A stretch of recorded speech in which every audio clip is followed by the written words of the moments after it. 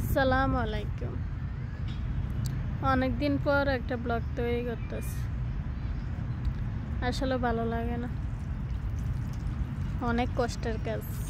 আগে মনে করতাম কীভাবে যে তারা তাড়াতাড়ি এত ভিডিও বানায়, এই ফাউটি এডি কামাই করে। যখন নিজে ভিডিও বানাইতাম গেছি তো অনেক বুঝি আরি। তো যে কোনো জিনিসই আমি মনে করি সহজে কিছু পাওয়া যায় না, কষ্ট করতে হয়। আমার মনে হয় না বেশি দিন ধরে রাখতে পারেন।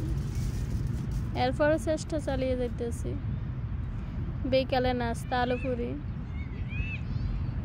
ওর জন্য বানাইতেছি, দোকানে নিয়ে যাব। যেহেতু সন্ধ্যার পর নাস্তা করা লাগে তো আমি বানিয়ে নিই এক এক দিন এক এক আইটেম। তো আজকে আলু পুরি বানাইতেছি। পুরিটি একটু বড় দেখা যায়, এরপরও বড় হয়ে গেছে। তো দোকানে তো টাকা হিসাব করে বিক্রি করে, আর এটা তো বাসায়। আমার আলু পুরি বানানো প্রায় শেষ। এখন এসার আজান দিবে, নামাজ পড়ে বেরিয়ে যাব।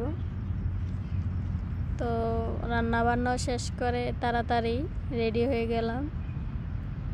ওকে দোকানে নাস্তা দিয়ে আমি চলে যাব পার্কে একটু হাঁটাচলা করার জন্য।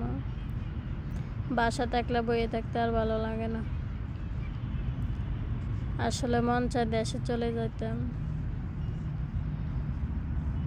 তো এসে আমার আলু পুরি সবগুলো বানানো শেষ। তো এরা খাওয়া দাওয়া শেষ, এখন আমাকে নিয়ে যাবে পার্কে। তো আজকে আরেক ভাবির সাথে পরিচয় হয়েছে, তাও কুমিল্লা বানবাড়া। তো ওনার সাথে প্রথম পার্কে আছে প্রচণ্ড বালুর তুফান। বাচ্চাটা দেন না আমাদের পাশে কীভাবে দৌড়ে চলে এসে। আসলে বাচ্চা কাচ্চা দেখলে মনটার মধ্যে একটা চিৎ করে ওঠে, কিছু বলার নাই। তো লবণ যদি এখন কিছু মাখি দেখা যায় বালুর তুফানে উড়ে যাইব। তো পলিথিনে মাখছি, চারিদিকে বোতল দিয়ে রাখছি যাতে লবণ না উড়ে। তো এই কাঁচা আম আনছিল দোকান থেকে, ভালো কিন্তু এটি হুড হয়ে গেছে, ভিতরে একটু পাকনা পাকনা। তো নাই মামাতে কানা মামাই বেলা। তো দুইজনে মিললে শুকনা মরিচ আর লবণ মরিচ দিয়ে খেলাম, ভালোই লাগছে, অনেক মজা করলাম। তো বাবিকে বললাম অনেকক্ষণ বসে রয়েছে, চলেন একটু হাঁটি। কারণ পার্কে তো এসে হাঁটার জন্য, খাওয়ার জন্য না। আসলে পার্কে এলে অনেক কিছু খাইতে মন চায়, আর একলা একলা তো কিছুই মন চায় না। তো আজকে ভাবি আছে, তো ওনার সাথে চললাম। তো আমি কি চলেন, আজকে তো বাচ্চা কাচ্চা কম, আমরা দুইজন দোলনাতে উঠি। তো উনি হচ্ছে আমি হচ্ছি। তখন রাতের বাজে 11:30। দুইজনে মিলে অনেকক্ষণ দোলনা চললাম, ভালোই লাগলো। তো উনি নতুন, প্রথম উঠা নিজে নিজের দোলনা চলতে পারে না, কারণ কে ঠেলা ধাল লাগে, আমাকে আর ঠেলা ধাল লাগে না, নিজে নিজে এখন চলতে পারি। আসলে অভ্যাস জিনিসটা এমন, যেটা চেষ্টা করবেন অবশ্যই একবার না একবার হলেও হবে। তো ইনশাল্লাহ চেষ্টা চালিয়ে যাইতেছি, দেখি কোন দিন সফলতা আসে।